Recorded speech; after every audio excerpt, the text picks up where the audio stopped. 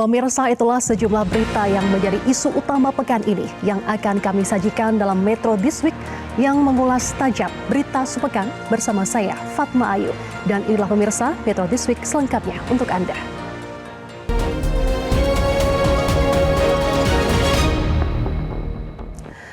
Taufik Hidayat, tersangka penyekapan dan penganiayaan ekstrim terhadap kekasihnya YTR, diduga kuat merupakan seorang psikopat atau orang dengan gangguan kepribadian antisosial.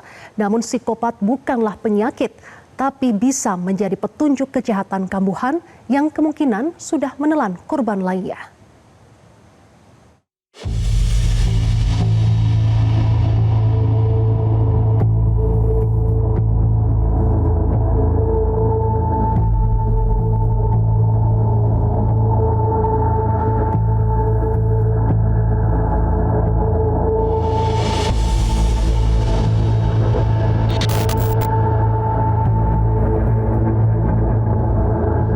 Rekonstruksi kasus penyekapan dan penganiayaan berat oleh Taufik Hidayat terhadap kekasihnya YTR akhirnya digelar Polda Jawa Barat pada Kamis 2 Juli 2026. Dalam rekonstruksi yang dihadiri Kejaksaan Tinggi Jawa Barat, Lembaga Perlindungan Saksi dan Korban, pelapor serta kuasa hukum korban, salah satu adegan sadistik diperagakan Taufik saat menghantam wajah korban dengan menggunakan helm serta melempar botol yang mengakibatkan luka serius di mata korban.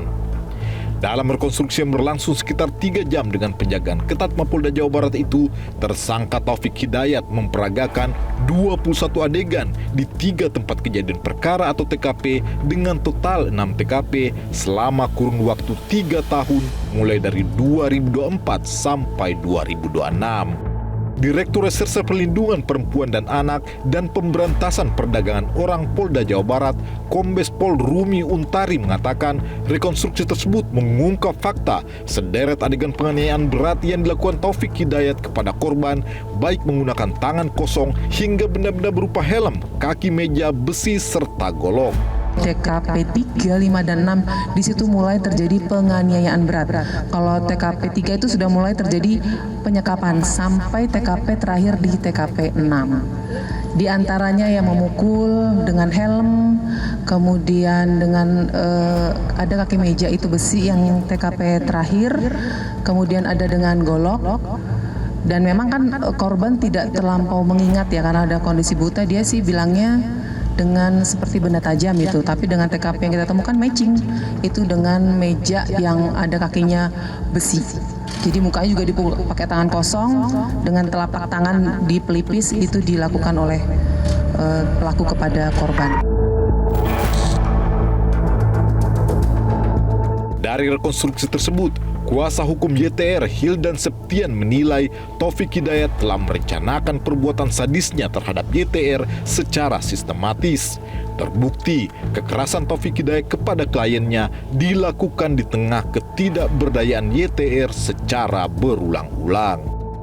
Kami akan terus mengawal kasus ini sampai tuntas dan kami berharap kasus ini bisa mendapatkan hukuman yang setimpal untuk pelaku, karena saya rasa pelaku ini sangat tidak ada hati nurani dan sebagainya terhadap korban, melakukan tindak kekerasan yang begitu signifikan, hampir dilakukan berulang-ulang, dan itu tidak ada rasa kemanusiaannya melakukan kekerasan terhadap perempuan.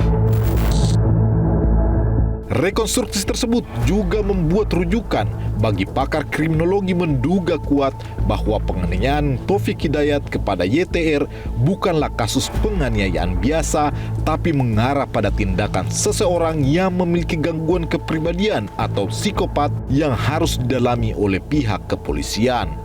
Tapi di sisi lain pelaku pun tidak memiliki rasa guilty untuk dapat bagaimana akhirnya memberikan rasa pengampunan gitu kepada diri korban, atau kemudian secara altruistik gitu ya, menjadikan apa yang kemudian mereka lakukan, jerih payah korban atau kemudian korban-korban lain yang mereka berikan itu sebagai salah satu penggandaan dalam konteks emosional. Nah, yang ketiga yang perlu digarisbawahi tadi bahwa akhirnya dalam konteks ini pula spatial crime scene itu yang tadinya bersifat tematik gitu ya di satu titik akhirnya dilebar dilebarkan lagi yang mengindikasikan bahwa tindakan ini bisa jadi gitu mungkin atau kemudian bahkan dugaan tidak hanya berada pada ranah korban yang saat ini terungkap, tapi di sisi lain apakah memang ada indikasi yang bersangkutan itu memiliki satu indikasi misalnya mungkin nanti diperdalam gitu psikopat gitu, bahwa tindakan kekerasan tidak menjadikan dia memiliki efek jerahnya. Yang kedua adalah tidak hanya batasan dalam konteks spasial teritorial, tapi akhirnya dilebarkan lagi bahwa penganiayaan yang bisa mereka lakukan atau kemudian dalam konteks berpindah-pindah tempat, apakah dalam konteks ini ada indikasi untuk dapat mendapatkan kesenangan atau di sisi lain ketidakpuasan untuk dapat melakukan kekerasan kepada korban yang memang sudah dilekatkan kepada YTR. Rekonstruksi Taufik Hidayat juga dinilai sebagai petunjuk kuat adanya dugaan korban lain, seperti yang sempat mencuat dari penelusuran polisi. Sebab kekerasan yang dilakukan Taufik Hidayat berbentuk eksploitasi yang dilakukan oleh pihak yang sudah berpengalaman, serta perilaku sadistik yang ditunjukkan merupakan bentuk pembenaran pada dirinya.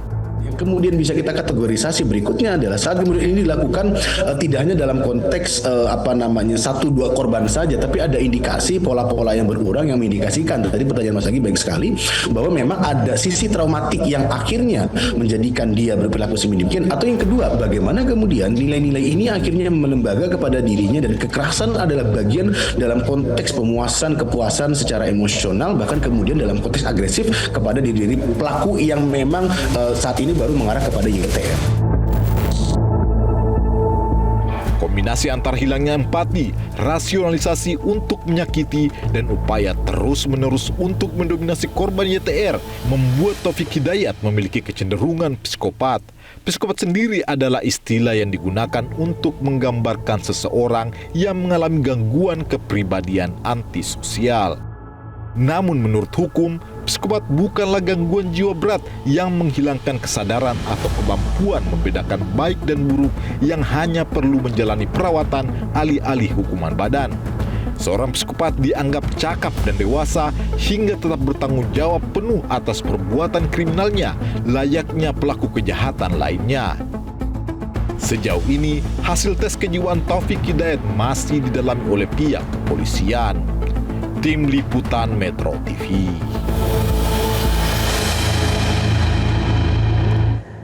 Pemirsa, surat wasiat Eliza Prinsila Utami, pakai Noni atau Dr. Ica, kini menjadi petunjuk kuat untuk mengusut penyebab korban mengakhiri hidupnya.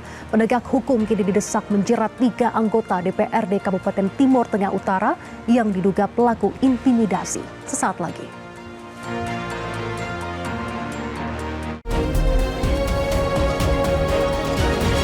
Jelajahi cara baru mendapatkan informasi. Download Metro TV Extend sekarang.